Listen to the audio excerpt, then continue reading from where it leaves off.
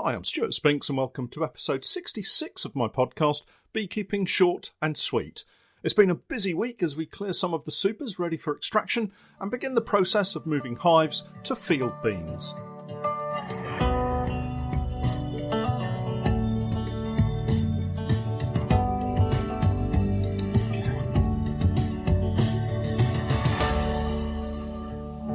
Beekeeping Short and Sweet, a beekeeping podcast for the inquisitive beekeeper with a short attention span.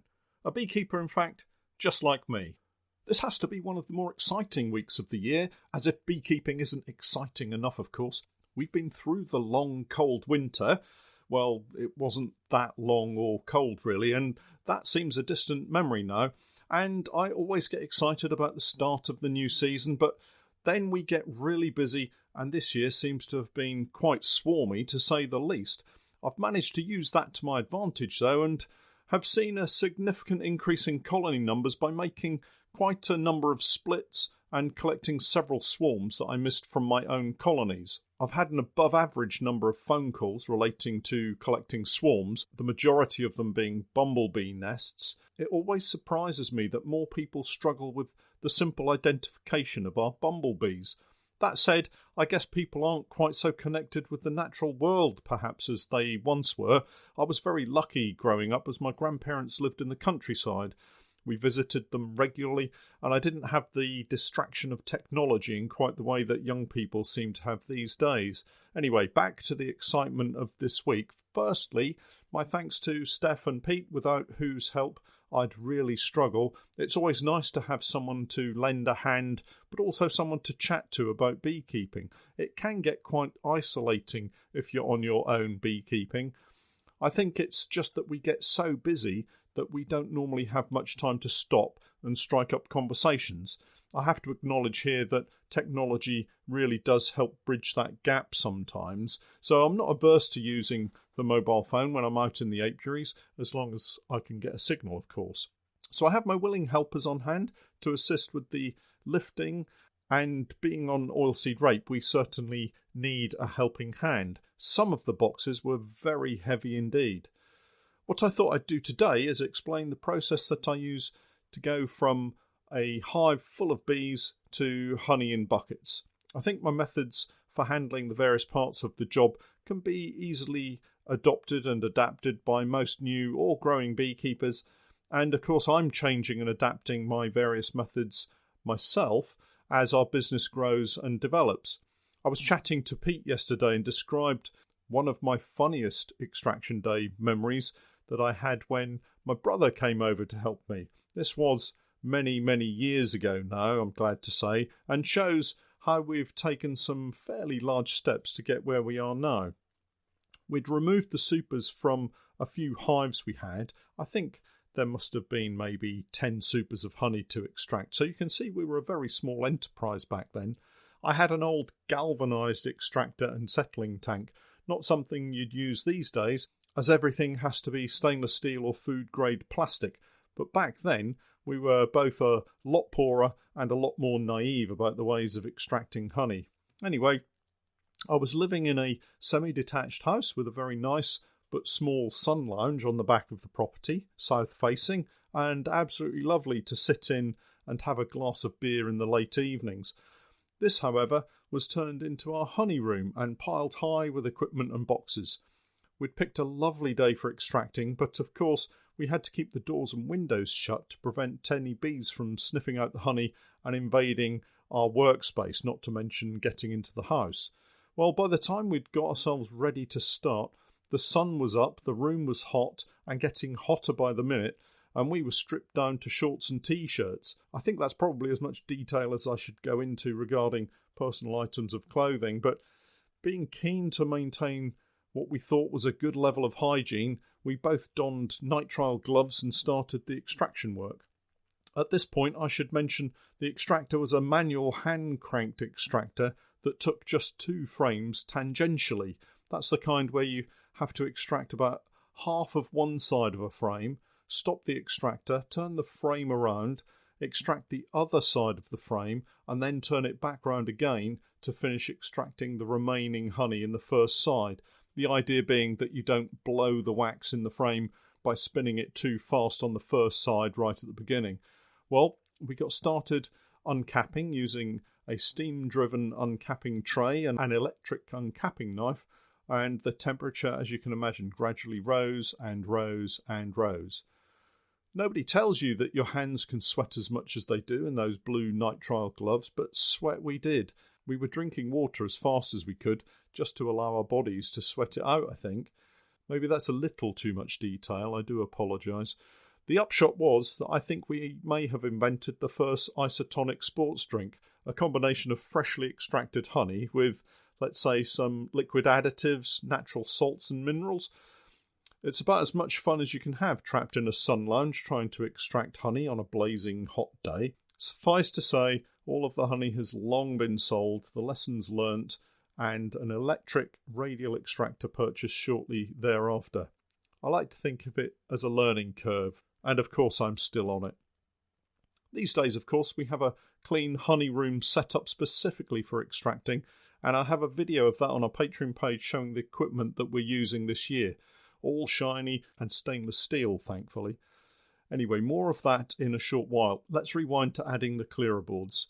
Again, I posted a short video on Patreon showing what I use. The rhombus bee escapes attached to a square of plywood work really well in clearing the bees for the vast majority of colonies. These are placed on an empty super for the bees to clear down into. Remember, you may have several thousand bees in your super, and these bees have to go somewhere when you're forcing them out of the supers full of honey. The clearer board goes on top of the empty super, and the supers for extraction are placed on top of the clearer board. I like to give the bees an overnight period to clear down. Something around 8 to 12 hours works just fine for me, and also allows me to make sure that I'm all set up in the honey room. We move along the hives, adding clearer boards and marking the supers with the hive number so we know which hive to put the supers back onto when they're empty. The following morning we return to remove the now empty supers. It's a simple case of removing the roof and carefully lifting the supers gently off the clearer boards, completely free of bees. That is, in most cases. Sometimes the clearers just don't work, and it's usually pretty obvious why not.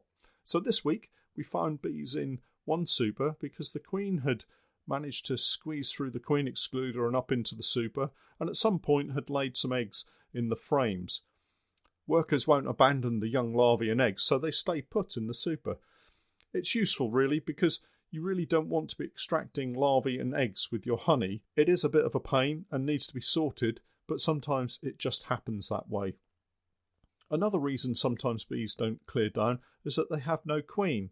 No queen pheromone means the bees just don't seem interested in joining their fellow workers beneath the clearer board, and it's another good indicator to investigate further once you've finished removing honey.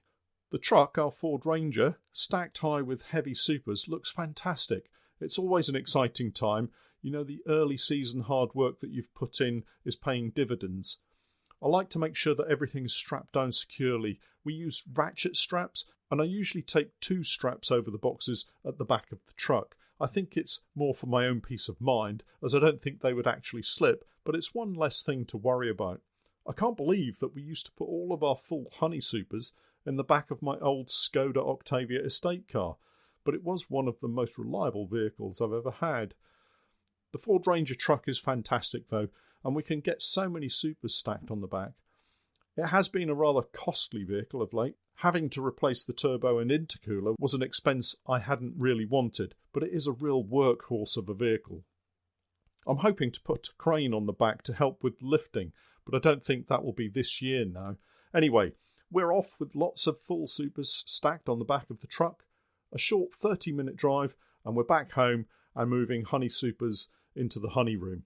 It's really important that you don't leave any supers exposed in the open for any period of time, because the local bees, honeybees and bumblebees will descend upon it like it's an all-you-can-eat buffet.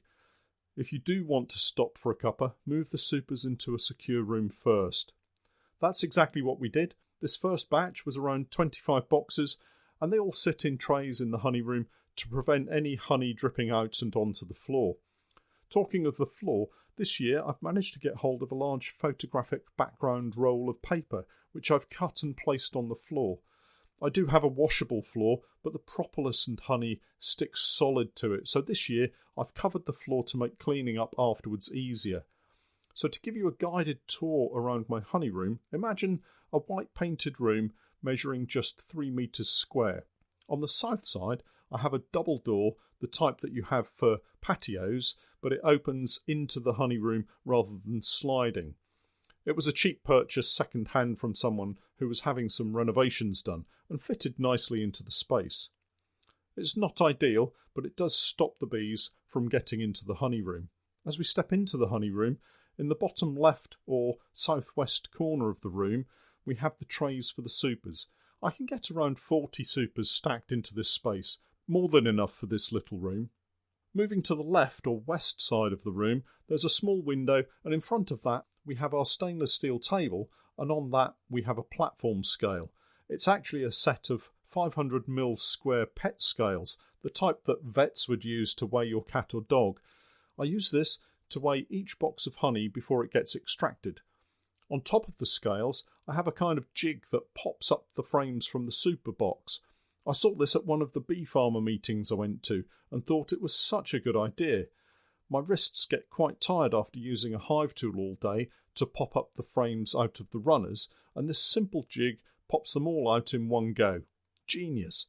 Once the weight is taken and written down in the log, each frame can be taken out and uncapped. For this, I have a setup where I have the Carl Fritz brush uncapper mounted over my Swenty Apimelter tank.